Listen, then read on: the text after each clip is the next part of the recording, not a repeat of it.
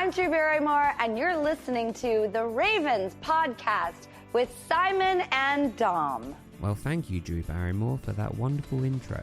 I'm Simon. And I'm Dom. And together we host The Ravens, a movie and TV show podcast. We predominantly cover One Tree Hill as our main podcast focus, where Simon is the One Tree Hill superfan and I'm the One Tree Hill novice. I've never seen it, and we podcast it one episode at a time, and we even do a watch along where you can watch me watch the episodes. We're really fortunate to have a great community of Ravens, of listeners on our Patreon, ravenshoops.net, as well as a back catalogue of over 250 podcast episodes that are available for free anywhere you get your podcasts. Dom and I have been lifelong friends, and we're now disgruntled British men in their mid-30s watching a teen drama, which is a lot of fun. But instead of us telling you why we think you would enjoy our podcast, we asked our Ravens to sum up our podcast in one word. Here they are. Inclusive.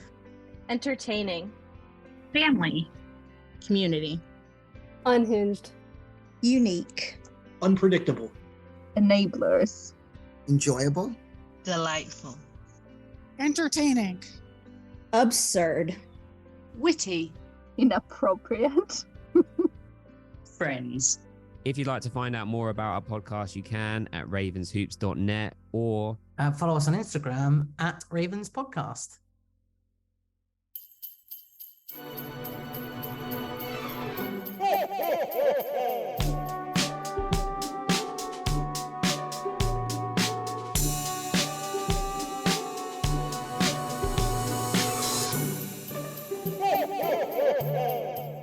Welcome to Movie Friends. We're your hosts, Seth and Michelle, and today we're talking about Love Actually from 2003. Written and directed by Richard Curtis, cinematography by Michael Colter, edited by Nick Moore, composed by Craig Armstrong, starring... Normally at this part of the show, I give who this film is starring, but literally there's so many people that I really just can't read all of them, honestly, but if you've seen the movie, you get it. Hugh Grant, Laura Linney, okay, whatever. Michelle, how are you? Hey, Seth, how are you? I'm doing good, actually. Wow, very good. Yeah. Very good. You're coming back from a trip? I am. Where'd you go? Universal Studios, Florida. Woohoo! So fun. Seth, I finally got to ride the ET ride. I know. It's amazing. I know I texted you about it because I was really excited about it. It's been a long time coming. Yeah. It was something. It was something. Okay. Yeah. Oh. Not good? Underwhelming, I guess. It sent me down a whole wormhole of research of what the ride vehicle is like, how come it wasn't an actual bicycle, yeah, the story, plotline, and Ant's like, yeah, this is a sequel. And I was like, this is not a sequel, but it kind of is a sequel. You help E.T. and his friends. Oh, interesting. Very. Very. I think that was the planned sequel if they were going to do a second E.T. Mm-hmm. Yeah. But okay. Besides that, I didn't go to ride the E.T. ride. We went as an early celebration for Anthony's birthday, and so we did all the Harry Potter stuff, which was so fun, and Simpsons stuff, and it's just a good time to be in a theme park, you know? Yeah, absolutely. It's not too hot. Not too hot. There's just joy and no stress. And then you have like the added bonus of Christmas music is playing. And so you're just in this like happy bubble. I know I'm explaining something that definitely doesn't apply to you. No, definitely. No. We didn't really wait that long for any ride except the attraction that had the longest wait. Are you ready for this? I am. Was to meet the Grinch. It was a 300-minute wait. Oh, ew. It's not a ride? You just meet him? No, you just meet him and take a picture. And Aunt and I just kept joking about it because who's waiting 300 minutes to meet the Grinch? It's not like Jim Carrey came and is dressed as the Grinch. No way, dude. 300 minutes to meet the Grinch. There's no way. I'm sorry. Yeah. Wow. That's pretty shocking, actually. Yeah, but you got some pictures with the DeLorean. Oh, my God. I did. Yes. You went to Harry Potter Diagon Alley in Hogsmeade. Yeah. And you went to Springfield. Yes. Yeah, and then went on all the cool rides. Oh my God, it's just so fun. I love it. That's good. I'm glad. Thanks, Seth. How was your weekend? You had a fun weekend. You hung out with your bestie. I did. We went out. We went. We go away like once a year. Yeah. Watch a bunch of movies and do nothing. So it's cute.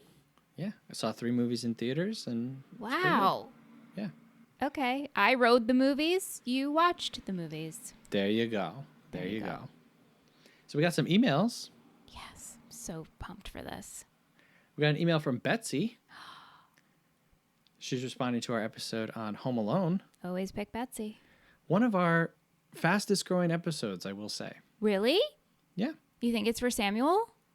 It's possible. Sam, wow. Michelle's sister, Sam, joined us. You can call her Samuel. Well, I'm trying to get the people to use it. Got it. Okay. They were going to think that's her actual name, and it's not. It's just I call her that. She says, "Happy holidays, movie friends. As one of 6 kids, I can attest. Children get left behind.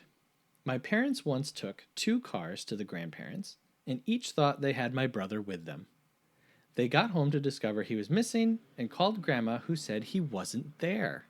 Panic set in as they ran through scenarios and rushed back, only to find him sound asleep under the dining room table where he had been playing with something he wasn't supposed to have.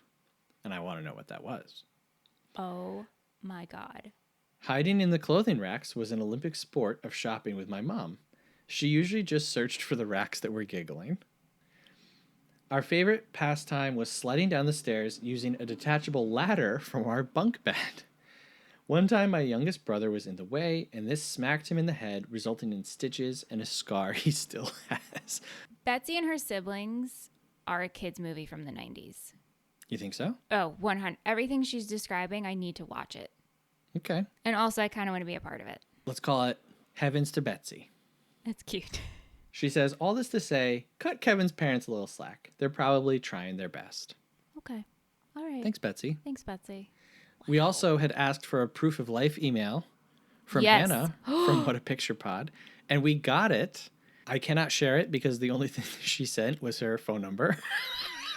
And I don't think she wants that read out on the air. Wow, she just her phone number? So thanks, Hannah. Did you text it? How do we know it's Hannah's phone number? Well, oh, that's true. I know, they could have just sent a random phone number. What if she's pranking us? Text it right now. We just need to know. Hannah, is this you? Okay, I will text it and say, "Hannah, is this you?" Okay, thank you. We also got an email from Ben. The Kate Hudson story is continuing to unfold for those of you who've been with us. Yeah, it's our He Lord. says, "I don't have a ton of details on the Kate Hudson experience because I tried to stay away from her. She was rude to the staff and wanted the pool cleared for her and her friends. Home Alone is perfect, no notes. I think the mom's reaction is actually good. She was probably exhausted and in shock." This is referring to the end, which all of us kind of were not jiving with. "Sam's story about grabbing some stranger's belt is terrifying. John Candy is so iconic in this role. You guys are all Scrooges. No reason to question all the things. It is movie magic." No, Ben. No, Ben. We are not Scrooges, only Seth.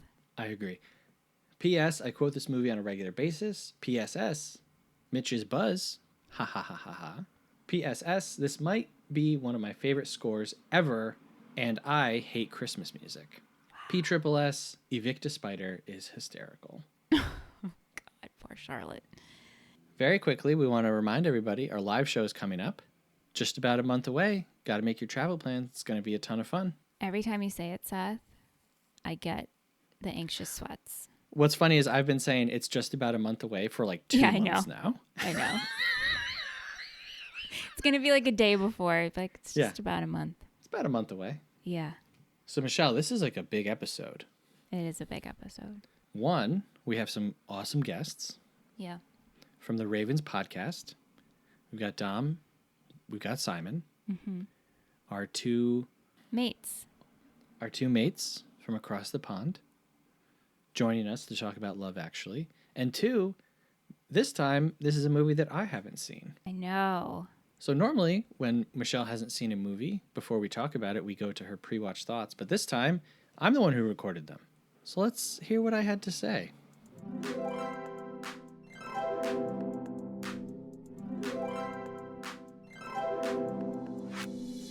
I'm sitting here ready to watch Love Actually. This is a film that I have seen before, maybe like 20-ish minutes into it. I know that there's a lot of characters. I am not looking forward to watching this because it is a Christmas movie and it is a love movie, and those are maybe my two least favorite things. Also, I feel like this movie is going to end with somebody saying something like, well, love, actually. I don't know. God, I hope that doesn't happen, but I feel like it's going to happen.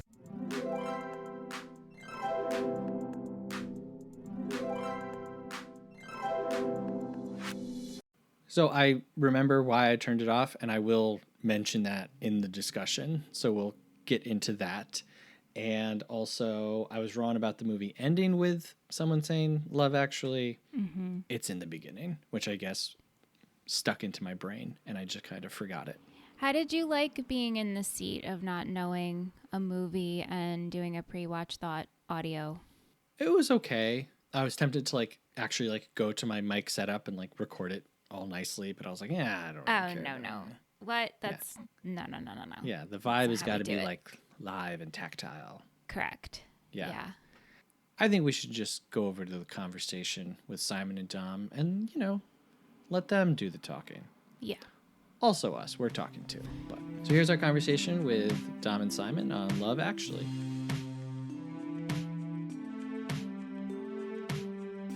Welcome to the show, Dom and Simon. Dom, if you'd like to say hello and get people used to your voice. Hello. It's an absolute pleasure to be here. Very excited. Hey, thank you very much. And Simon. Thank you for having us. Yeah, hi. Hi. So how did you guys meet Michelle? What's the story here? Dom? You guys want to take it away, or should I tell it? You go. Yeah, go ahead, Michelle. I'm interested to hear from your perspective. Really? Oh, I thought I didn't share this with you. Maybe I shared it with Ant when we met you guys in person in October, but we got a DM from Ravens podcast to Tree Hill Talk. I was like, we're starting a One Tree Hill podcast, and we're like you, but we're guys and we're British, and it's from our perspective, and we'd love to have you guys on. So we're nothing like you. Well, One Tree Hill podcast, and just honestly, the nicest message. And my first response to Liz was like, what do they want? I can't believe it. Yeah. Full disclosure. That's how I reacted. And then I was like, oh, how are we going to make time for this? Awful. Guys, this is so bad. But I will admit. And then we set up a time, and it was the best conversation. And I instantly was enamored with them. And I got off and I felt so inspired. And I was like, Liz, this is great. This is connection. I love these guys so much. They don't know it, but they're our new best friends. And that's usually what happens with me, because if I meet you and I become infatuated, then I'm like, oh my God, my new best friend. That's that story. Got it. That's so nice. We also were infatuated. We felt very much out of our depth, I think, because we were just starting and we had done some movie podcasts before, but it was all kind of new. We were still getting used to the format and to kind of loosening up with, how free we were being on the podcast. So I think we were probably a little bit intimidated by you when we first met you because, you guys were already established and set up. We kind of wanted to make sure we were doing One Tree Hill in our own lane, not kind of replicating what you were doing it in our own way. And so, yeah, and then it formed into a beautiful friendship. We met you in person in the UK recently. That was really lovely. So, yeah, it's great. We love that international podcast connection. I agree. Beautifully said. So how did you guys meet, as in Seth and Michelle? Go ahead, Seth. Many years ago. But you know what? It's not important. What? No. What? You have to tell them. We met through our mutual friend Krista, who's Michelle's best friend, and we did a scavenger hunt together, and we were forced to be on a team without Krista, which we were not aware of. And it was a photograph scavenger hunt. So we had to knock on a stranger's door and ask to take a picture in their bathtub. Yeah. Yeah, it was not great. I'll send you guys the photo because I'm literally making the Arthur fist in the photos with me and Seth. You have to take. Michelle is. I was just so angry. I had to go to this youth group thing. I'm not in youth group. All my other friends were on a team, and then I was put with Seth. And I was like, what the heck is this? And so Michelle being put on a team with me and being uncomfortable is kind of the whole arc. Yeah. It's true. That's kind of what Movie Friends is. Excellent. So speaking of movies and speaking of lovely international connections, we're here to talk about a film, and I'm really glad that you guys are here. We're going to maybe just let you guys take the reins on this one. We're talking about Love Actually from maybe the infamous Richard Curtis. I don't know what to call him, honestly, after this movie. So just kind of initial thoughts on the film. Why don't we go? Are you guys comfortable going first, or do you want us to go first? We're good. We're easy. Whatever you want to do. All right, Dom, why don't you take it away?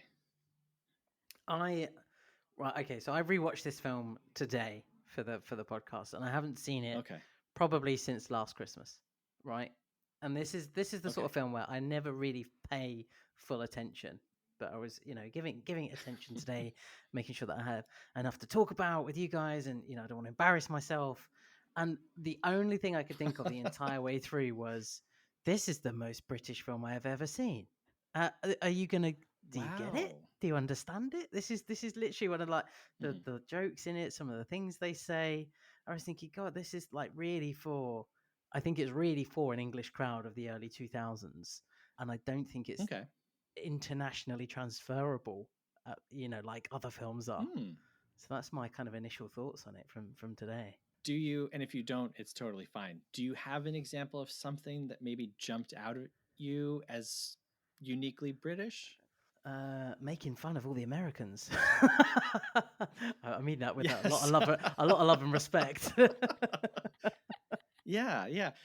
So on that note, is British guys having cute accents, going to America and hooking up with tons of girls, is that a thing? You'll have to tell us. I mean, listen, I love a good accent. I'm not going to lie. Yeah. But if a Brit walked into a bar, I'm not going to sleep with him right away. I mean, maybe girls and... Not working hard enough. Yeah. Not right. Don't ruin the dream. Don't ruin the fantasy. Hey, listen, I'm not going to be the representative for all the females in the U.S., but... In Wisconsin. Right, in Wisconsin, let alone. But definitely, sitting there and being like, say bottle, say straw, say table. Oh. It's the same. I wrote in my notes, I said, tomorrow when you talk to them, don't do this.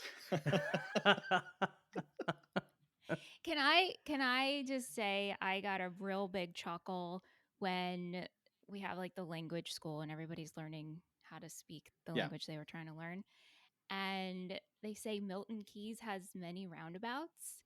And I lost it because I was obsessed with roundabouts when I was in England and asked Dom and Simon about what's the deal with the roundabout. So I really enjoyed that part, and I'm probably mispronouncing that location. Milton Keynes has many roundabouts, and it actually does have many roundabouts. Oh. It's famous for roundabouts. So yeah, it's that's what I mean by transferring internationally. I don't think it would make sense unless you've been to Milton Keynes or you're from this country. You're not really going to get it. So it's a bit of a weird one. Got it. Simon, what about you? Well, I was speaking to my dad on the phone earlier today about we work together, and I was talking to him about work stuff. And then I said, just as the conversation was finishing off, I said, hey, Dad, when was the last time you watched Love Actually? And he said, oh, I don't know, when it came out or something, or every now and again you see a bit of it on TV. And I was like, okay, what do you think of it? And he gave me the most British answer ever. So I said I'd repeat it. So what do you think of it? And he said, it's all right. Bit soppy though, isn't it? Perfect. And I said, Dad, I'm going to tell that verbatim on an American podcast later today. And he was like, oh no, don't say that. Tell them I think it's nice and good. And I said, no, I'm going with your first answer. So I think people might think of it a little bit like that, but it's seen as a bit of I don't know if a classic is too much of a strong word to put to it, but it's one that's on all of the time around this period. Not as much as like a Home Alone, but it is definitely up there in like rotation. And it has a lot of love for it. I think it can span a lot of different age ranges. Like it's something that my mum would really like. My wife really likes it. Yeah, so I think it's popular. I remember enjoying it and enjoying parts about it. The main storylines that I could remember before rewatching it was Colin going to America and him going, here comes Colin and he's got a big knob. Like I remember that part, yeah. And I remember all of the stuff with Hugh Grant being the Prime Minister and doing the dancing, and Martine McCutcheon, who we can talk about a bit later, who his fancy piece is kind of what we would say that ends up, being his love interest. Because like Dom was saying, she's famous here from being in a soap opera called EastEnders, and she was famously run over on like a Christmas episode and died, and it was like a whole thing where the whole nation was into it. But they're very British internal, like just within our country. So it is interesting to see how it relates to you guys. So yeah, we'd love to know what you guys thought of it. I'm dying to know what Seth thought of this. He's never seen it before. He's seen like 20 minutes of it. I'll go last, Michelle. Why don't you watch this on the plane coming back from your trip, right? I did. I have seen it before. Okay. It's not my go-to. I don't love it, but it's so easy to watch. It's such a dynamic cast, and it's one of those movies I kind of like love to hate on. Okay. And as Emily described it, our friend, she was sending us messages yesterday. She's like, it's the type of movie you watch with friends while you drink wine and like tear it apart. That's how I feel about it. Got it. Yeah. Got it. Yeah. So I avoided this movie for just about 20 years, I guess, right? And I decided to kind of take the plunge a few months ago, just thinking about December and knowing we were going to do Christmas movies. I was like, let me familiarize myself with this because we're probably going to do it. And last night when I put it on, I recorded my pre-watch thoughts and I was like, I'm not sure how much I saw of this. And then as I was watching it and we get to Hugh Grant dancing, I remembered that I got to Hugh Grant dancing and literally turned the movie off. I was like, that's enough. I think I'm done. So I made it past that this time all the way to completion. Not that I'm a anti-Hugh Grant or an anti-dancing person, but watching this just for my own pleasure, at that point I realized I was receiving none. So my biggest frustration with this movie is that we're over an hour into it and we're still establishing all the storylines because there's just too many storylines. You can cut Colin, you can cut Martin Freeman and his counterpart in those scenes, who might be the most famous British person to you guys. I don't know who she is. But... pretty famous. She's Stacey, right, Dom? Yeah, she's Stacey in a TV show over here called Gavin and Stacey that was written and starring James Corden, who you've adopted, and I think you're sending him back though, so it's okay. Right. We are, yes. Yeah. We know of him. Yeah. So you can cut a lot of it, and I feel like the parts that work so much better. And I just kept writing throughout my notes, why isn't this one story? Why isn't this one story? And I know Richard Curtis said that like this is his version of Pulp Fiction or whatever, and but you know what? Pulp Fiction doesn't have 13 different storylines going on, so that's my big beef with it. Make this movie about Liam Neeson and the kid. Make it about Hugh Grant. You can do this with like 3 storylines and they all converge. I thought it was all going to converge at the school Christmas thing. And I was like, oh, okay, that's kind of cool. Nope. That's the pre-convergence. We really converge at the airport because we got to tie it all back in. This is like a weird, like post 9/11 contemplation on airport security, it turns out. I don't know. I really did not enjoy this movie. I enjoyed parts of it. I think parts of it work great, but they're just muddled up in all of the rubbish. So, yeah. Rubbish. Nice. Rubbish, yeah. I'm going to try to work in as many, UK slang terms as I know. I noticed that, I think that rubbish was in in one of your emails as well, and I was like, oh, I'm impressed. Like rubbish is in there. I was really trying to work it in, Yeah. to my brain Perfect. so I wouldn't forget. Yeah. Nice. I didn't think I'd be taking this position. I really didn't, but I feel quite defensive. Okay. Of Love Actually. Yeah. I really didn't think I was going to be this guy, and there are parts of the movie that I really don't like. And maybe it's because I watched it. It came out when it was 2004, was it right? Around 2003. I think it's 3. Yeah. Okay, yeah. So I remember watching this with my parents. So how old would I have been? 16.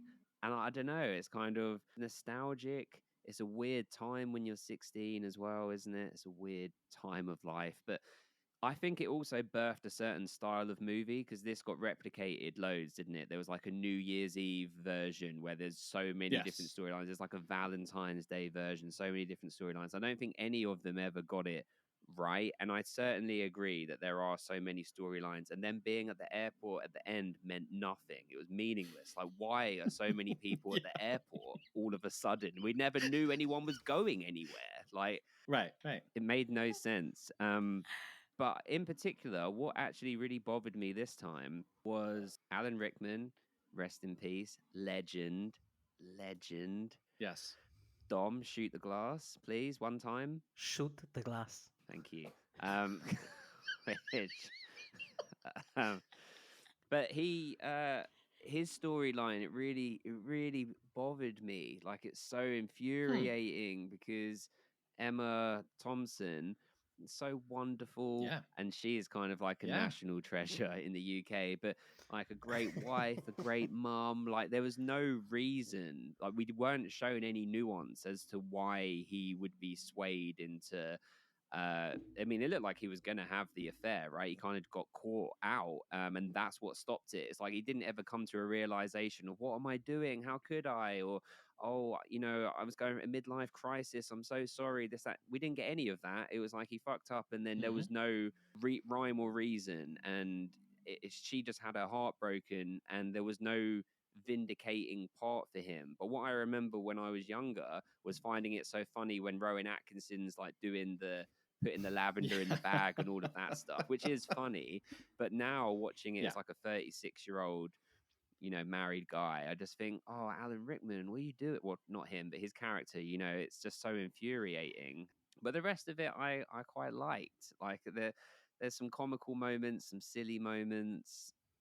I'll stop talking because I'm getting ahead of myself. But no, this I is feel good. defensive. Dom, do you feel the same? Do you feel, I have some counter opinions to Simon, but overall, I think I think there's a Britishness and a protective of that. And my brother's wife is American, and she was slating it a couple of Christmases ago, and I really stood my ground, and I was firm, and I was like, absolutely fucking not. Apologies for the swear, but it didn't go well, and that was a Christmas as well. But that was pretty much how the day went. But when it comes to Alan Rickman's storyline in particular, I think we see that he gets caught out. He gets found out. He's caught in the idea of this fancy woman that's kind of throwing herself at him. And he's like, I don't really know how to act or behave or what to do. Like, the thing I'm going to do is I'm going to follow this weird instinct, which is to pursue it. And Emma Thompson catches him out. She finds him out and she confronts it. And I think the point of that storyline is that love actually prevails. Emma Thompson turns around and says, is it just a necklace? Is it sex? Is it love? And he has to think about it. And he says, I'm the classic fool, and she says, you made the fool out of me. And I think, although the film isn't the best film in the world, it does actually produce some of the, like, from Emma Thompson, some of the best acting I think I've ever seen. I think she's just the best crier and the best at conveying like that emotion and stuff. So there's those moments there. Then you've got Colin with his big knob going to America and doing stupid things. That's ridiculous. I totally agree with you, Seth, that Martin Freeman and his whole storyline, get rid of it. It just, I've hated that since it came out in 2003. It's just like, no need for it at all. Yeah, there's definitely an angle of this film of where I think we need to kind of protect it a bit and like look after it and it's not great, but there's some good bits in it. Yeah. The show is called Movie Friends because the point of the show is to have differing opinions on the same film and remain friends. And so I'm not going to say, oh, Britain sucks and all this stuff. I mean, in regards to this movie, I say that on our main show all the time. Nice. Seth is always like, the British aren't real. I'm like, what It's is not a an real even place. joke? It's not even funny. Yeah. I don't get it. It's not a real place. It's kind of like a magical land of pretend and make believe in my mind. So I don't want to just be like, oh, this is the worst movie I've ever seen, because it's really not. And to me, again, like, my frustrations come from how good it could be. You should have seen me last night trying to keep notes on this thing, because I was like, oh, I know what I'm going to do. I'm going to break it down by character and like arc. And so I put down Keira Knightley and Andrew Lincoln and Chiwetel Ejiofor, and that's one group. And then I'm going to put down Martin Freeman, and that's it. And then I was like, oh, Emma Thompson, she's one. Oh wait, no, she goes with Alan Rickman, but also Laura Linney goes with Alan Rickman. So I'm like scrolling back and forth, typing as fast as I can.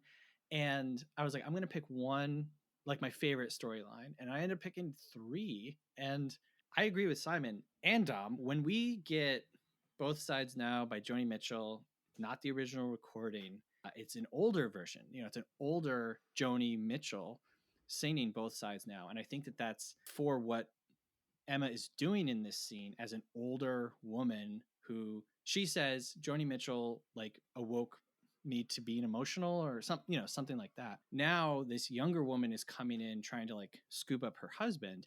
I don't know. Do we get the whole song like unbroken and her just kind of standing there? It's phenomenal. It's great. And I want more time with these things. Get rid of all of the nonsense, Richard Curtis. Knock it off. Who were your other 3, the 2 couples? If I could go back in time and throw half of Richard Curtis's screenplay into the water and then prevent the Portuguese maid from jumping in and saving it,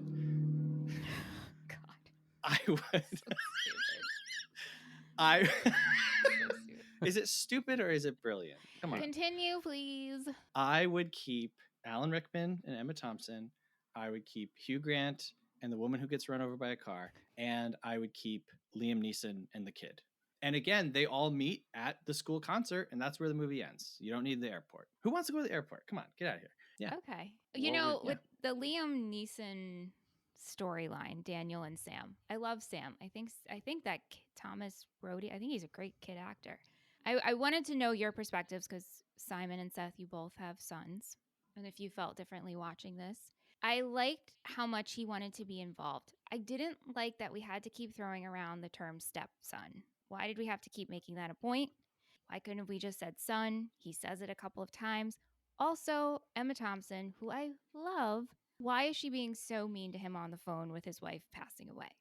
No one's going to have sex with a wussy or whatever she calls him. She uses some term like, get over it that your wife died. Is that just British humor? Just really is that like dry and mean? Absolutely. That is exactly what British humor is. That she wasn't saying that like horribly. That's saying like, yeah, just get over it. Like Dom's really good at that. Like with me and other people. You are, Dom. Like he's good at having like that cruel sense of humor, and we also do it very self-deprecating. And you know how to laugh through something is when you can get through something. Yes, it's a very British way of getting through things. Don't know, maybe it stems from like the war or something. That like Dom does it. Is it from the war? Sure. Right. Yeah, let's say it is. Yeah, stiff upper lip and all that. What pip. Yeah. Like I'm all about humor and dealing with something like this, like death, but it just seems like the funeral's happening. Like she wasn't even buried yet, and they're like, she's like, get over it. No one's gonna fuck you if you keep crying. It's like, whoa. It's true though, Michelle, isn't it? No one wants to sleep with someone that's crying. Like it's not attractive, is it? So okay, valid point, Simon. Valid point. Maybe he'd get lucky if he used a English accent and went to America with Colin. Yeah, but Liam Neeson's accent's so muddled, no one would know, would they? So no one knows where he's from. He's fake Irish. No one knows. Yeah. And Michelle, you haven't really spoken much about your opinion. So what is it that you hate about the film? Well, the fat shaming is really. I don't mind it. Oh, okay. Well, maybe as a fat guy, I just want to throw it out there. I know that's yeah, well, how a about lot of for people women? now. How about for women being said her thighs are so big and all fat it's ass? Preposterous. It's ridiculous. It's preposterous to call that woman and also Emma Thompson, who's like, I can only wear Pavarotti's old clothes. Did you? That's ridiculous. Did you read? I heard this on the Unspooled podcast that Richard Curtis had Emma Thompson wear a fat suit for this. I heard that, and didn't he? He also, I think he's come out and apologized since, hasn't he? And said that it was a bit of a sign of the times or whatever. But I mean, Martin McCutcheon is a beautiful woman. I mean, like regardless of her size and if she was big, if she wasn't, whatever, like she is just a beautiful person. Yeah, it is silly, and it had come up on our Discord on Ravens separately before we even mentioned. Or maybe we did mention we were doing Love Actually. I can't remember. But people were talking about it in our Discord. And one of our Ravens, Shahar, shout out to you, was putting some stuff in there and saying about how the fat shaming had been in there and said about the fat suit and all of that. And so as I was watching it yesterday, it sounded like Hugh Grant was going to be defending when he's like, would we call her fat? Would we call her chubby? And then he did it at the end of the movie himself, and he was like, and I was like, "Oh no, you ruined it!" Bloody Hugh Grant. I know you've ruined it. Kind of sums up this movie for me. Yeah. I really enjoyed the Billy character. Probably my favorite. Yes, my favorite. Billy too. Mack, and also Rufus, who was played by Rowan Atkinson, because I think he's the comic relief. And I thought of you, Seth, because Seth loves Mr. Bean. So I hope you enjoyed that. I love moment. all Rowan Atkinson, Blackadder, Mr. Bean. I mean, anytime we get to see Rowan, it's a miracle. I think he's one of the greatest. I don't watch the Olympics, but I did specifically watch when he came out at the opening ceremony a few years back, and I was like, what an amazing thing for them to do to include him in their opening ceremony and just be like, yes, truly, this is one of the greatest things that we've ever produced. Yeah, but Billy Mack, I thought, to me, he was my favorite character because he's just like this unapologetic asshole. Did you guys like Billy? Dom, I gotta say, my favorite line, which I'm saying to Dom because I assume you guys, it would have just gone over your head because why would you know? But it was when he said, "Thank you, Anne Ordeck," and which is a perfect line. They're basically this super famous duo of interviewers or TV presenters in the UK. Like they've been famous since they were like 16, maybe even younger. On Biker Grove, insert Dom's Biker Grove accent impression. Oh, we. That was it. And that's it. That's what you're getting. That's what you're getting. That's what you need. Trust me. but they're two very short guys from Newcastle. Yep. And one's called Ant, one's called Deck. And so they have to stand in that order. So Ant's always on the left, Deck's always on the right. And they've been presenting TV, like to this day, they're still doing it now. And they're in their probably like mid-40s. And they get paid a ton of money. I think I looked this up recently. I think they get like 40 million a year. Wow. Yeah, but they're only famous in the UK. So it's crazy. They're like super high at fame, but it's funny that he was like, "Thank you, Ant or Deck," because he couldn't tell them apart. But again, it's a super British reference. Yeah. Yeah, I was wondering if that was real. Yeah, we see them on clips from Britain's Got Talent all the time. Yeah. Yeah. That's right. Yeah. I was just thinking. So we get like clips of like Jimmy Fallon as an example, and other people, other celebs like that you have that are talk show hosts and all sorts. And I just can't imagine the Ant and Deck transfer to the States doesn't quite work. Yeah. Just going, with their ridiculous accents. Bless them. Do you guys have like a favorite storyline or? I understand the Colin Firth like get rid of it, but I also think one of the funniest moments in the film is when she picks up the mug and all the paper goes into the water and he goes, "It's half the book," and like that's just like one of my favorite bit. It's such a good bit. Like if the rest of the film was like that, I think I'd probably love it. But, it's half the book. Oh God, it's half the book. It's so stupid. I think the Hugh Grant storyline is probably one of my favorites throughout it. But Emma Thompson, and Liam Neeson as well. The kind of that sort of trio of characters are probably the best storylines throughout the whole film. And Hugh Grant and Billy Bob Thornton clearly supposed to be Blair and Bush, right?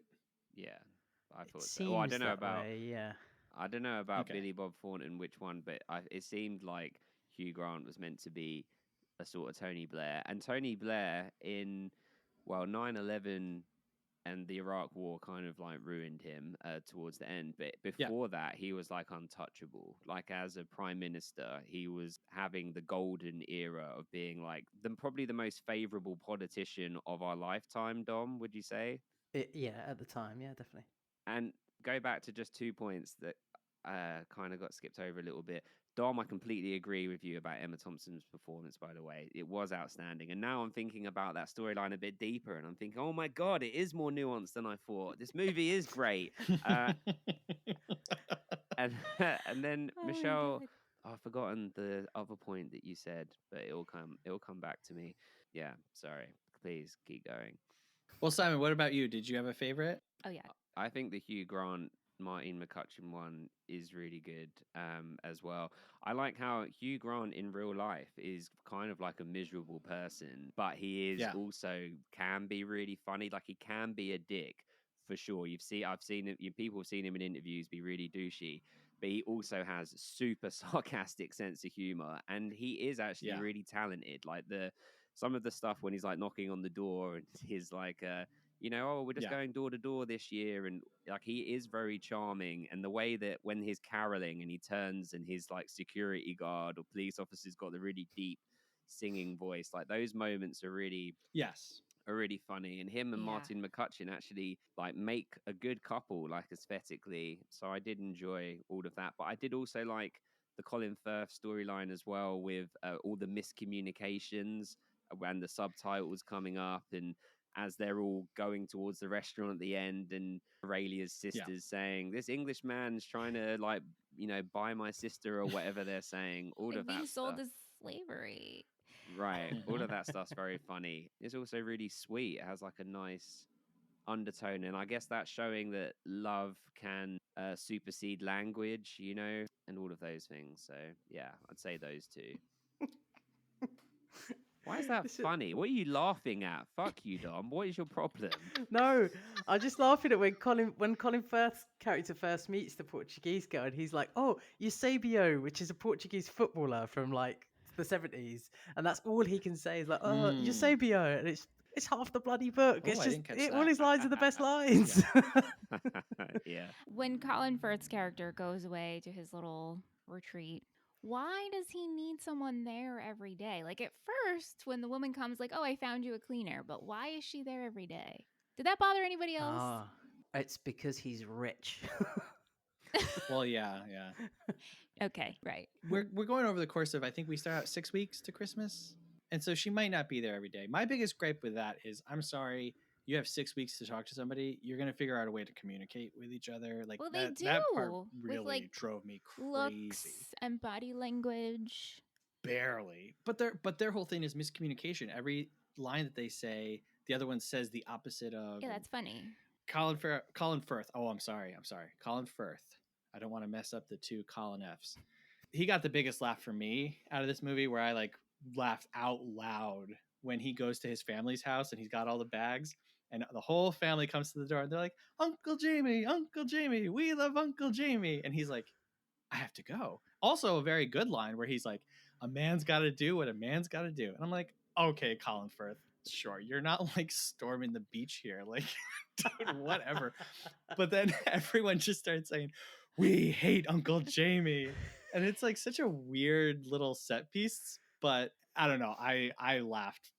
I thought that was the funniest part of the whole movie. That's so British as well. We hate Uncle Jamie. It's like the it's that, I don't know how to say it, but it's that inflection. Like it's because this movie is incredibly middle class. Like this is not what everyday Britishness or people are like. This is everybody in this, like Keira Knightley, obviously Hugh Grant, but Colin Firth, all these characters have a lot of money. Besides Colin is kind of the only one really.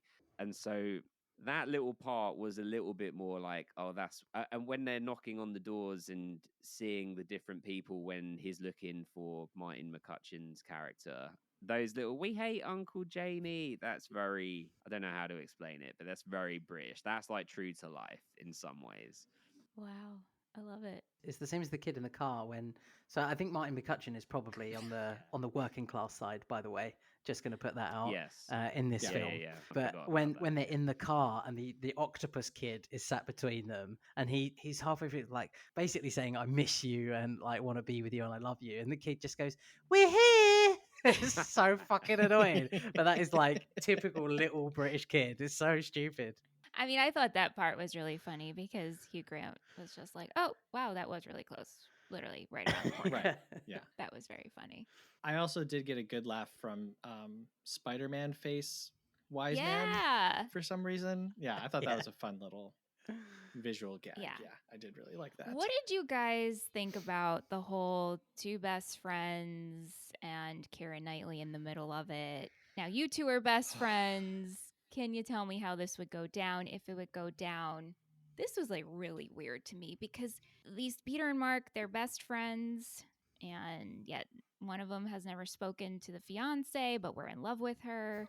And then the cue cards at the end, and then the kiss. I'm like, this is. I was so upset to find out that this is what the cue cards are from, because that cue card thing has been parodied over and over and over again. And I was expecting it to be like, oh, this is the big like love declaration at the end of the movie. I was like, oh, it's just the cheating declaration. Oh my God, I felt duped. How did you guys feel about it? Are we reading too much into it? I'm going to jump in here. I think from a best friend point of view, if I was knocking on Simon's door, I would be expecting him to come to the door, and I'd be holding the signs for him. Yeah. And I'd be like, tell your wife it's Carolers. And he'd go, it's Carolers. And she'd be like, give him a quid and tell him to fuck off or whatever. And then I'd just carry on like with the signs, like, I love you until you look like this weird mummified thing. And he'd love it. And it would be a special moment between us. We wouldn't ever speak of it. And then I'd just drive away and it would be perfect. But I don't think he'd chase after me and give me a little kiss. I'm not sure. I think it's weird. I think it is a bit weird and probably not needed in the film. But I guess, again, the point of it is that he's got a lot of love for Keira Knightley's character, but he loves his friend as well, so he's tried to avoid her as much as possible and not really acted upon anything or ever said anything. And she's even surprised, like, you hate me, you've never said anything to me. And it's like, I'm trying to keep that distance from you because it's, and then Dido is playing in the background. It's just like so emotional, and everybody, love Dido. That's it, Simon. But like, does he really love her? It's kind of like, I'm so infatuated with your aesthetic appearance. She's also so like Dom completely right with everything he said. I mean, if he was there with the cue cards, I would love it. And actually, it is Christmas time, Dom. Just saying. See what? Do it, Dom. Do it. It's the time to make your feelings known. I think the worst thing is my wife wouldn't be surprised, so it'd be okay. Should be like, I knew this was coming one day. Okay, but the Marty McCutcheon's character definitely on the working class side of things. I mean, that's their whole juxtaposition, isn't it? But the Keira Knightley is so posh that she's got this British thing that when people are really posh, their like jaw seems to like protrude out a little bit, like a little bit of a bottom jaw. You know what I'm talking about, Dom? Little, it's like they're born and the jaw just comes through. I don't know if the silver spoon does it. Wow. I don't know what triggers the jaw, but she has that a little bit. But I think there was also something in this about her being quite young, like at the time of filming. Yeah, she's like 18 or something like that. Yeah, so that's crazy. But I was actually really upset when she kissed him. I didn't remember that part. And then I was like, oh, God, what the... Like, a kiss on the cheek, or a hug or something, sure. But, like, on the lips, like, I don't know. You think so? You think she should have run out and give him a hug or a kiss? Like, I think a hug is okay, just to be like, thank you for the sharing or but not like a... No, I don't know what he's supposed to do. I don't know. I guess I would be shocked. Like, if something like that happened to me, I don't know if I'd run. Maybe, I don't know. Like, it would be like a consoling hug of like, oh, they're there. A pity hug. It'd be a pity hug. I might not even. I wouldn't want to give an impression, but maybe a kiss. Not. is that like less formal? Like, are we as Americans, like to me, like I Well- wouldn't kiss someone like that, but maybe in the UK, it's like, hey, we kiss everybody on the lips. You know what Flight of the Conchords say? A kiss is not a contract, but it's very nice. It's very, very nice. I mean, we're European, but we're also like not European, like not in like a weird Brexit way. I just mean in terms of like, like in other European. Let's not go there. Right. Other countries have culture. Yeah. Right. Okay. Yeah, We just steal and we colonize steal it. people's Yeah, we take cultures. it. Yeah. We take Pillage as much as we people's can. cultures. Yeah. We hate ourselves, Seth. We hate ourselves, but America needs to also look in the mirror if we're talking about self-hatred. Oh, trust me, we hate ourselves. I think our brand for the last 30 years has been hating ourselves. Yeah, good. We all should really, but other European countries can be a bit more like the two kisses on the cheek and stuff. In the UK, we're about personal space. Like, we don't even look at each other when walking down the street. In fact, in America, I said this to you, Michelle, didn't I? That in America, when people walk past, they're like, "Hey, how you doing?" And when we walk past each other in the streets, if people lock eyes, it's like, what the fuck are you looking at? Not from me, but I mean, Dom, you go to a lot of West Ham games. It's no eye contact, right? I mean, it's kind of like New Yorkers too. There's a lot of that. Just look down. Just look down. You'll be fine. You know, just don't make eye contact. Yep. Like imagine my scenario. I'm half Spanish. I have a lot of Spanish family, and they're very kissy people, and I'm very British. So I'm like, just stay away from me. It's very odd, very bizarre. Right. And that's what happens to Colin Firth in Portugal. Everybody kisses him on the lips afterwards. Like even the dad kisses him on the lips, and you can see he's like, "Wait, what's going on?" I actually loved that. I really loved that part. Yeah, it was great. That was great. Yeah. Oh, I think I'm swaying you to keep Colin Firth in. He can be in the sequel. Speaking of which, Love Absolutely. Have you guys seen the sequel, the Love Actually Red Nose Day? Yeah. No. Oh no! Is it for comic relief? Is that why? Yeah. It can't be a real thing, surely. Yeah, it's like No, it's a real thing. It's like 18 minutes long. Almost all the characters come back, and and it like Hugh Grant gives a speech. Yeah, we won't ruin it. You'll have to watch it. Yeah. I have the link. Yeah. I was like, you know what? I do love when people come back and we find out what happens to storylines. I love things like that. Was this before Alan Rickman passed away? No, it was after. Oh, okay. Yeah, so Emma Thompson didn't come back because she didn't want to come back without him, which I thought was like very sweet. Yeah, like we love Alan Rickman. Like, I mean, yeah. Personally, from a Hans Gruber perspective, you know, like greatest antagonist of all time. But it's just like, he's the best. So, yeah. Yeah, I'm a big Alan Rickman fan. I mean, I love all of these people. You know, I know, really, this cast is amazing, and I feel like everybody does a really good job. Like, to me, I don't think there's any bad acting in this movie. No. I wrote down like every UK actor is in this, and then I was like, oh no, wait, it's just UK actors that I know. Right. I'm sure there's a bunch of other people, and then it turns out a bunch of UK actors that I don't know. But you know, it is fun as an American whenever there's like a really heavily British property like Game of Thrones or Harry Potter to just be like UK actor bingo a little bit. It's like, hey, they're here finally. Wow, it took them so long to show up, but hey, we got them. Yeah. I did want to talk about the stand-ins for the porn. I actually really liked these two. I didn't have a problem with them, and I thought their conversations were sweet. I know it's I can imagine being very awkward, but I didn't mind them through reading and listening to a couple of things. Like, a lot of people had a problem with these two, thought they were unnecessary, but you know, Judy and John didn't bother me. Unpopular opinion, I guess. I like them. I thought it was quite funny, like some of the jokes about, oh, you know, the M11's just like the junctions are, you know, chock-a-block. These are like just those little, again, it's like the juxtaposition of just having a normal, everyday small talk conversation while pretending to like have sex and be naked. And I thought it was comical, but I could also see how if you were trying to trim the fat of the movie, how that could be the first thing to go. But I liked it. Yeah, because I feel like these two were actually talking. Everybody else is just staring and looking and wanting sex. These two are literally kind of having sex, but they're actually communicating and Yeah. getting to know each other. I mean, they do get engaged within like a couple of weeks, which is kind of wild to me, but we'll let it be.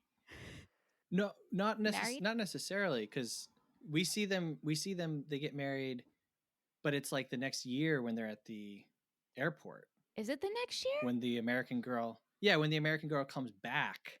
No, I thought that was like after Yeah. New Year's. Oh, maybe. Wait, guys, Oh, the end of the movie when they're at the airport. Isn't this? I thought The end of the movie is a mess. Who knows? This airport might not even exist. I think that airport's in like purgatory, actually, or in all of their imagination. Wait, is it a year later or is it? I guess it is a year later.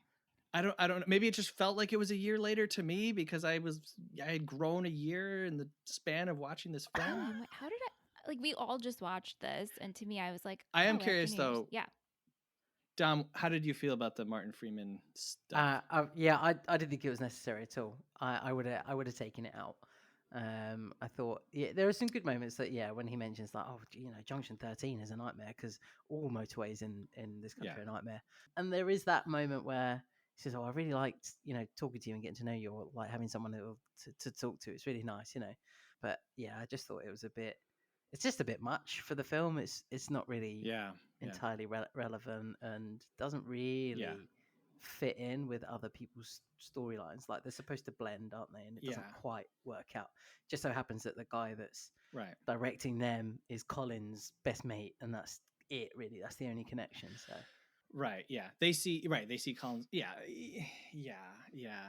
I think if Richard Curtis is trying to show us this spectrum of like every different version of love, like including like cheating, Alan Rickman, and like how difficult navigating like an older marriage can be, and where they kind of end up, and they end up in a very cold place, but they're still kind of together. And she says, "Let's go home." I think, like, looking at it that way, I can excuse all of these storylines existing. It's just like, I'm like, I get it. Like, yes, love. Yeah. All you need is love. Great. Whatever, dude. Like, just don't make me sit here for this long. And I love old movies. It's very odd for me to be on the end of being like, this movie's too long. I'm going to just switch from here. I was like, I don't have a good segue. I was going to be like, Seth is a Grinch, hates love. It's not true. Well, yes, that I hate love. I hate Christmas. Okay, there we go. This is really like a triple. Yeah. We have to talk about Sarah, who's Laura Linney's character, and who she works for Harry. So that's the tie-in there, and how she's navigating love, but she's having difficulties because she's the caretaker, kind of, though, because her brother is in an institution and being cared for, but she just feels the need that has to be there. I can understand where she's coming from. What did you guys think of her story? I would just say that her brother, that scene when he like goes to sort of hit her, that felt so real. Like, that was really well acted. And it was an interesting sort of dynamic to throw in. And it was actually like the dude that she was sort of lusting over didn't really get it. He didn't really have any empathy, did he, or understanding? So maybe showing that there really wasn't that much of a deepness to their connection, and it was kind of skin deep, because that's all he was interested in, really, right? It wasn't like, hey, is everything okay? Do you want to talk about this? You know, I can come with you. Maybe that'd be too much, but you know, an offering, whatever. But then, yeah. What did you think, Dom? Yeah, I think you're right. Like, the actual brother sister connection there is great. Is obviously really strong. She's very caring, very worried about him, but very attentive to the detriment of her own happiness. And I guess that's what makes, you know, caregivers in such a way like great caregivers, because they're willing to sacrifice their own kind of lifestyle and happiness and freedom to look after someone else. And yeah, the guy, the boyfriend, I can't remember his name, but he just doesn't get it. Yeah, he's like, I think there's a moment where he says all this stuff that's like, yeah, he's really understanding, it's great, but the phone rings again. He's like, just ignore it. Why aren't you ignoring it? Why aren't you paying me the attention now? And then he doesn't really understand. Right. She's like, no, I'm not busy. And it's just like, I think he's a bit hurt by it, but also like, get over yourself, man. I wish we saw her go to therapy and her talk about how she's having issues like her setting up her own personal boundaries. I mean, that's like a different movie, but that would have been nice. Yeah. I agree totally with both of you. It's very well acted. It kind of pulls the balloon down back to Earth a little bit from floating off into the stratosphere. And I just would like to see it be given more time, and that's, again, like I'm butting into this same problem over and over again where I'm spending time with Colin and I just want that fleshed out a little bit more. And like, I know this sounds crazy, but I would love to see like a 4.5 hour version of this, like make this like a modern British epic about modern life. You know what I mean? Like give it like an Edward Yain, like Yee type. I don't know if you guys are familiar with that film, but like give it a real large berth to breathe and give all these characters the time that they deserve. Kind of like a mini series. But I thought it was great. Series would be cool. Sure. Or just 4.5, 5 hour version of this. I'm for it. Love indefinitely. Yeah, love forever. I could see that as like as a show that focuses on like one character per episode and kind of shows in the background how they merge. I could. They maybe even might do that one day. Just to say to your other point, Michelle, earlier about Liam Neeson and why do they keep saying like stepson, stepdad? Yeah. I only really noticed that on this watch, and I think they're maybe just trying to reinforce that he doesn't really have any history of being a parent. Like this is kind of foreign to him to be making this connection with the child, and that it's not his child, so they don't have that preset relationship, and they're kind of both lost in now having lost his mum and his wife, and I think that's like I love the moment when it's like, what we need Kate, we need Leo, and we need them now, and they put it on and they're doing the Titanic stuff. It's all really sweet. And I love, of course, the line where he says, rock stars, Meatloaf even must have got laid once. She's just, as a diehard Meatloaf fan, I'm like, yes, love it. Oh, same. I love Meatloaf. There we go. Oh, good. Yes, we could do a whole Meatloaf podcast. I'd love to do it, album by album, absolutely, song by song. Whoa, yes. Look at this birth happening right now. Yeah, call it A Loaf of Meat. Podcast series. I like it. All you can eat Meatloaf. All you can eat. So on this show, we rate a film. Michelle came up with her own rating system, which we rate a movie as a schmovie, a movie, or a film. And if you ask what that is, I really can't explain it. It's just, you got to know it in your gut. And then we rate the film 1 through 5 stars. Do you recommend it? Whatever. Michelle, do you want to go first? Sure. I'll go first. Show them how it's done. I'm rating this a movie. Okay. And I'm going to rate it 3.5 stars. I think, like I said, it's fun to watch. It's easy to watch. It's a dynamic cast. I personally again, I'm not a hate watcher, but it's a fun movie to pick apart. But there are parts that warm my heartstrings, and I think the acting is really good. Now, do I think this is like a Christmas movie? Not really. I think it's more on just emotions and dealing with relationships, and it just so happens to take place during Christmas. And after recently visiting England, I really enjoyed that, because now I'm realizing anytime I visit somewhere or I watch something and I can recognize a place, I'm like, oh my gosh, I get it. I get it. Dom, how about you? Wait, so it was movie, schmovie, film. So it's, yes, correct. Yeah. Right, okay. And I have no pre-context of what the ratings mean, but we're just going to go with it. Yeah. Okay. Yep. I'll say film then. It's a film. Okay. And I'm going to rate it.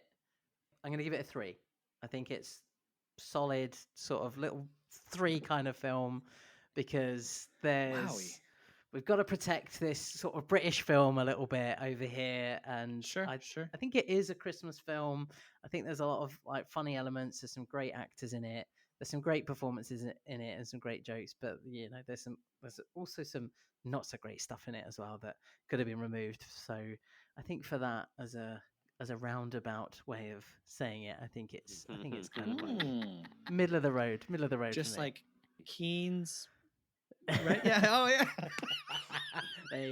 There you go. Meatloaf. Yeah.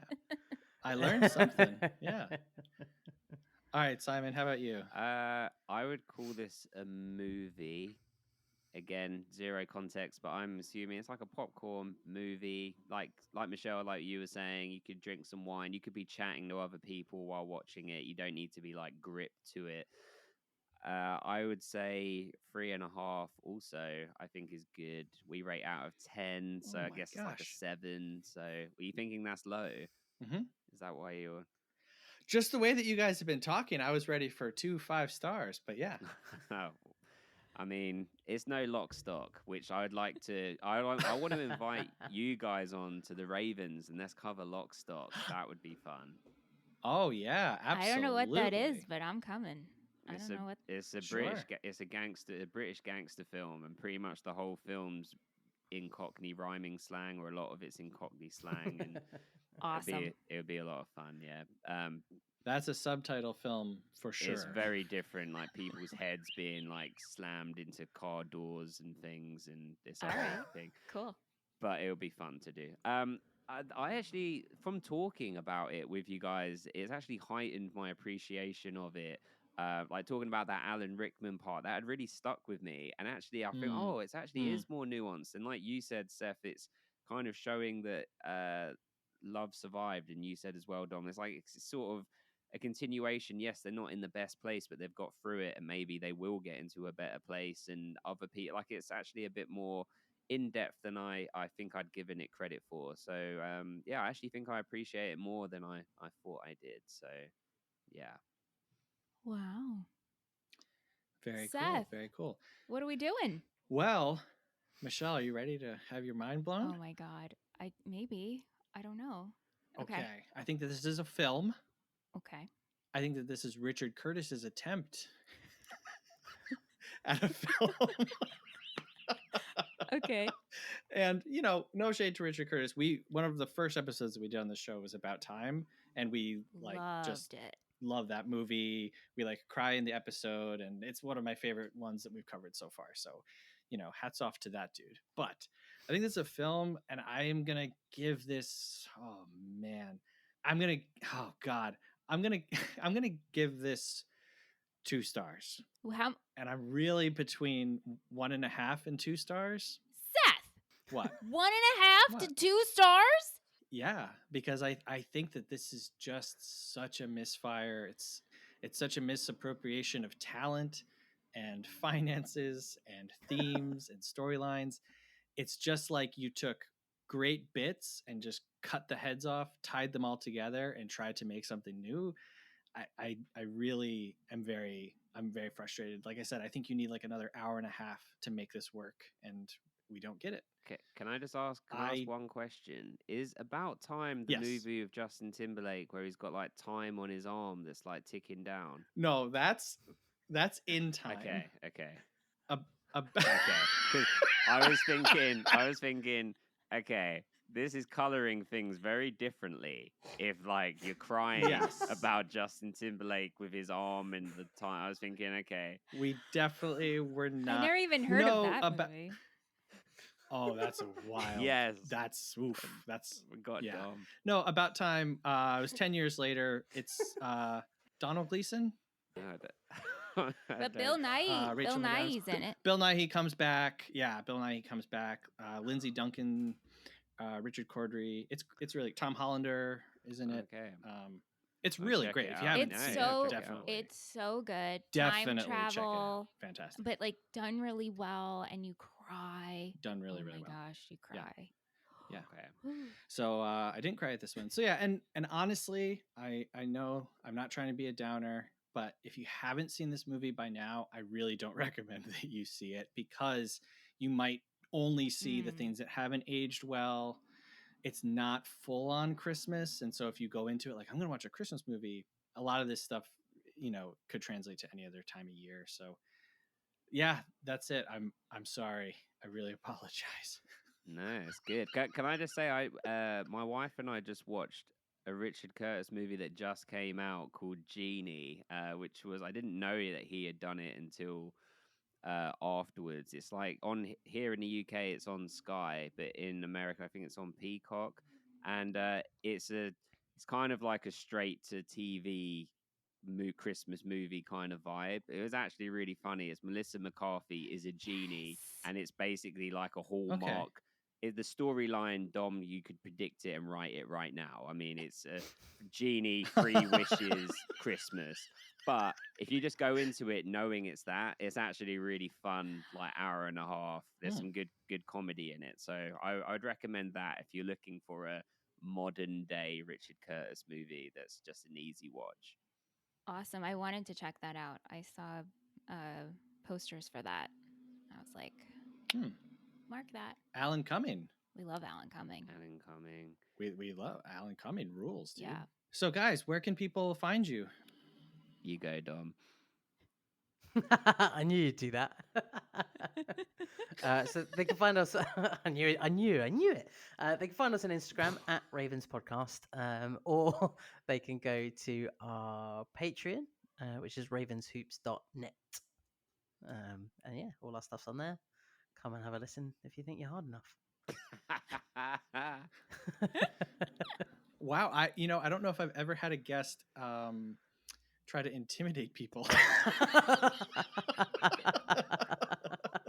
I'm gonna start using that strategy. Like, if you think you can handle it.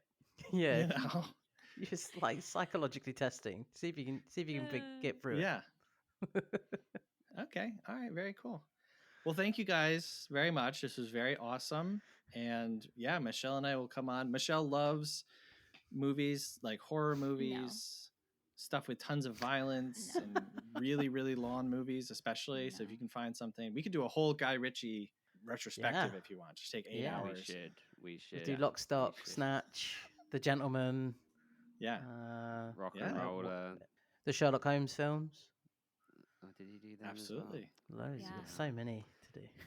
Well, thank you for having us. It was really fun, and yes, we'd love to do something on the Ravens. We do actually really want to do Lock, Stock, so it would be fun. It would be a fun one to get American perspective on it. It's not that bad, Michelle. I'm down. I'm down to do anything. I love you guys. Like I said, I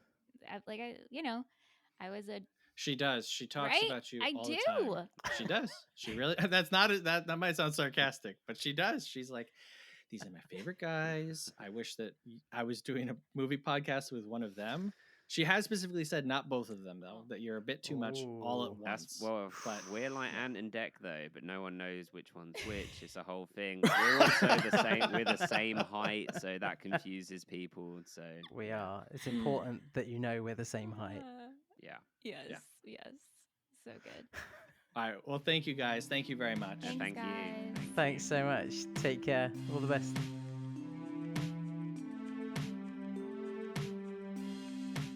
Wow. Weren't they great guys? Yeah. You could see why I'm obsessed with them. Yes. So much fun. I'm a little proud of myself. I was able to only insult them 4 or 5 times.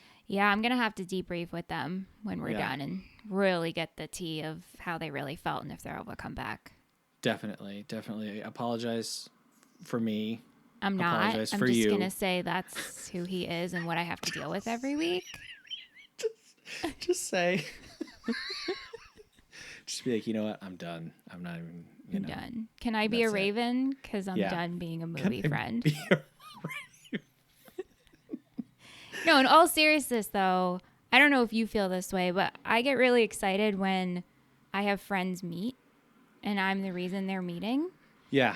That sounds more like self-absorbed than it really should. No. I understand. But I love when creatives get to meet and I'm kind of like in the middle of that. And so I was like really excited for like you to meet them and for them to meet you and my worlds to collide. I love when my worlds collide.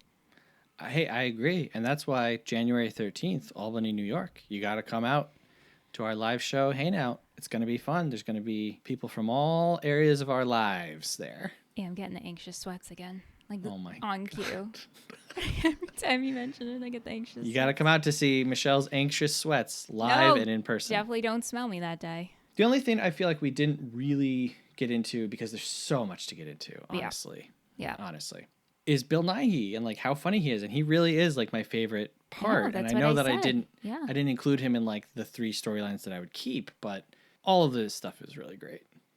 Can we just talk about just Sam running through the airport? Yeah. What'd you think about all of that? Were you like, at this point, you're like, I am done. Of course, this kid's going to run through the airport. You know what? I'm with him jumping over one security guard. I'm with them tying in Bill Nighy performing nude, and that distracts the other guards. But it's like it goes on forever and ever, and he's evading like 20 guards. And then they're all chasing him, and when they catch up to him, they just stand there. Right. As he says, so it's like, but... He fell for a girl with his mom's name. Why didn't they just give her a different name? It's an interesting, It's a choice, you know? It's just a weird choice. It's a very specific choice. I agree. Okay, we can move on. So this movie was made for $45 million.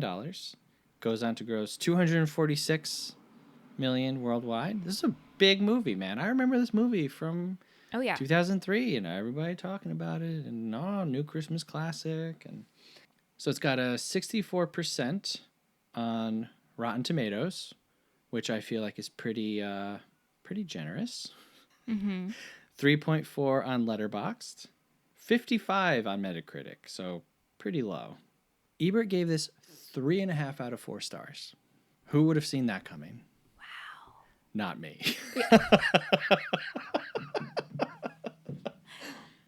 So normally we do a 0.5 star, 3-star, 5-star review. Out of respect for Dom and Simon, I'm going to skip that since I would definitely do a British accent. Yeah. And it would definitely not be good. Plus, we want to spend some more time reading some responses from people that we know on Twitter. Rich Starnes, at Rich Starnes, says, just let it happen. Because I had posted that I was watching it and that I was nervous. It's got a ton of cringe and has not aged well at all, but it'll be all right. That said, I love me some Richard Curtis, so it's maybe more painful for those who don't. Okay, that's a fair. I think I did bring some goodwill for Richard Curtis into this. You did. You definitely did. Yeah. Catherine, you're going to love this one. At Hello Avocado. Oh my God, yes. Done. You love it. It's going to be hard to top that one. Really? She says, I just watched it for the very first time the other day. It was mostly fun, but there were definitely some moments that did not go the way I thought they would. Okay. All right. That's a good review for watching for the first time. Laughing Willow, at laughing_Willow, says it ... has a lot of problematic and garbage moments, but it also has some touching / heartbreaking / funny ones that I love. It's really a mixed bag. And then the angled crying laughing emoji. And yeah, I agree. It's definitely, this is the most mixed bag that you can get. Yeah. Melissa, at Melissa's profile, says, I think it's been 20 years, so I will watch it again soon, but I reserve the right to turn it off in frustration. I am not sure what to expect. Michael Lee Louie, our friend from Wales, at Michael Lee Louie 4, says, I've never sat through the whole thing. I've seen it all in sections because, to put it nicely, it's absolute smushy nonsense. Smushy nonsense. And that's kind of what Simon's dad said. Yeah. I wonder if Michael is Simon's dad. Can you imagine? A family connection? Erica, at just_Erica_. Love it. Everybody's keeping it simple. I know. Where's the holiday names? I don't understand. Well, okay, I should have said Erica, Christmas tree emoji, she/her. Thank you. Okay, thank you. But also, like, they changed it for Halloween. Do you not do that on X, Twitter, whatever it is these days? I think people do. Okay, give me your holiday names, people. She responded, if I said, is this a dumpster fire or a Christmas classic? She says, definitely both. There's some problematic moments for sure, but overall, I love it. Especially the octopus kid trying to climb out of the car. We're here! Octopus emoji. Yeah, that was great. Britt Chavez, at Britt Chavez. Am I saying that right, Britt? Yeah. If you listen to this? Britt, can you let us know? Thank you. Is it Chavez? I don't know. Could be if it's French. Ooh. The S is silent. Who knows? She says, I'm a total sap. I love it. And then the wet eye emoji. Uh-huh. Def some problematic points, LOL, but I can't wait to see who your favorite is. Also, I used to blare this soundtrack in my car, hand clapping emoji. Oh. Whenever this movie comes up, Jean Marie just breaks out into the Christmas is All Around song. Really? Like she thinks that's so funny. Yeah. I mean, it's been stuck in my head since I watched it, so. The Wiz, at I am that Wiz.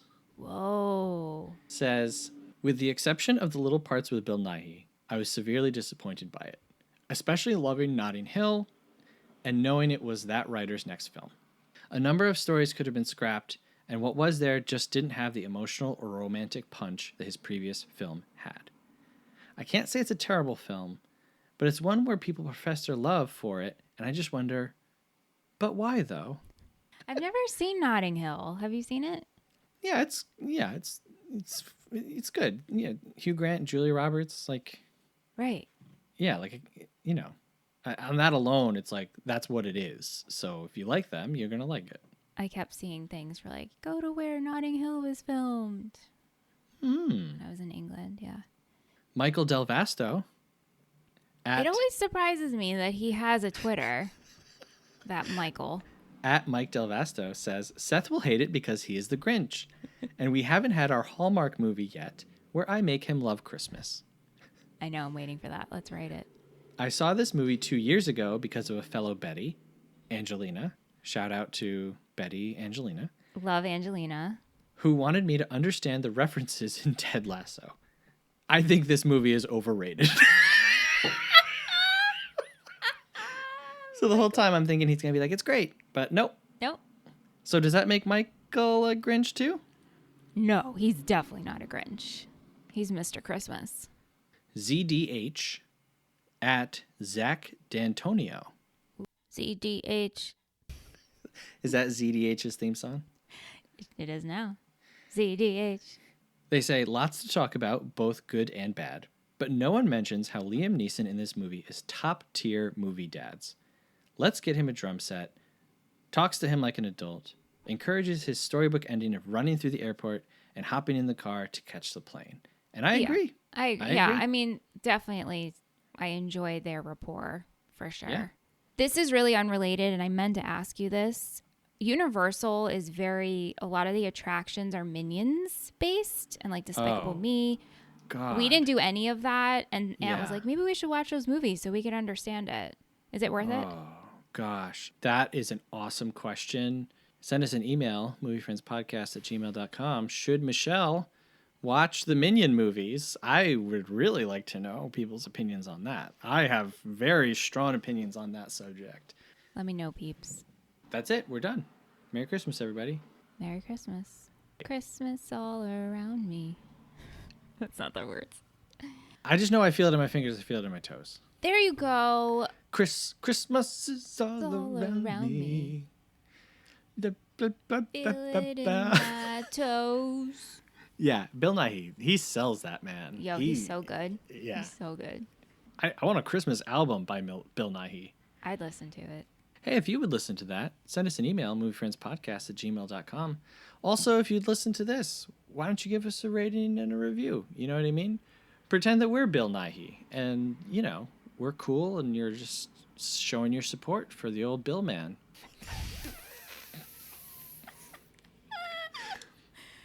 You can also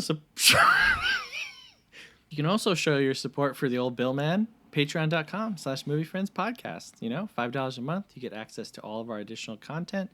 You support an independently run podcast. And we become your friends for life. It'd be funny if we had a Patreon tier called the Bill Man and it's just Bill Nighy's face. Yeah, Absolutely.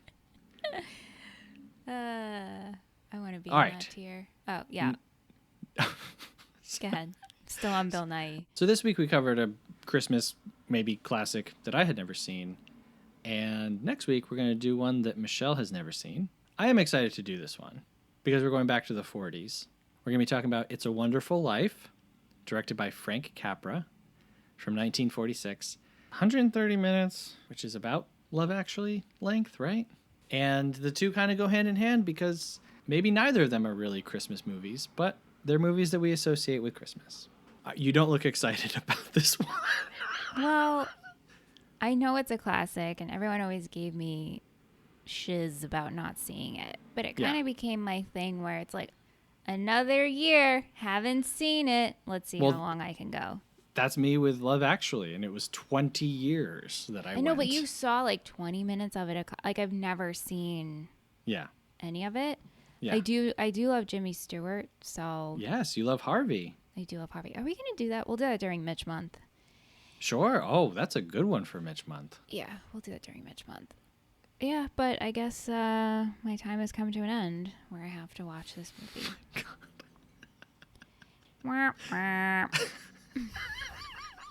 So the movie is currently streaming on Amazon Prime, Roku Channel, Plex, and Hoopla. This movie's everywhere. Hoopla? Yeah, and it's also playing 24 hours on your grandmother's TV. Anyway, big shout out to Simon and Dom. Thank you guys very much. Be sure to check out their podcast, The Ravens Podcast, for all things movies and also One Tree Hill. Mm-hmm. And while we're on it, Michelle did a whole show about One Tree Hill. Sure did, Tree Hill Talk. But you know what? That's old news. Go listen to The Ravens. All right, well, thanks, Michelle. Thanks, Seth. Till next time, when we're talking about It's a Wonderful Life from 1946. Thank you very much for listening. Have a good one. Movie Friends is produced by Seth Vargas and Michelle Rubenstein. Music by Anthony Vicora. If you like the show, please subscribe and give us a rating. It really helps us find new friends. Thanks.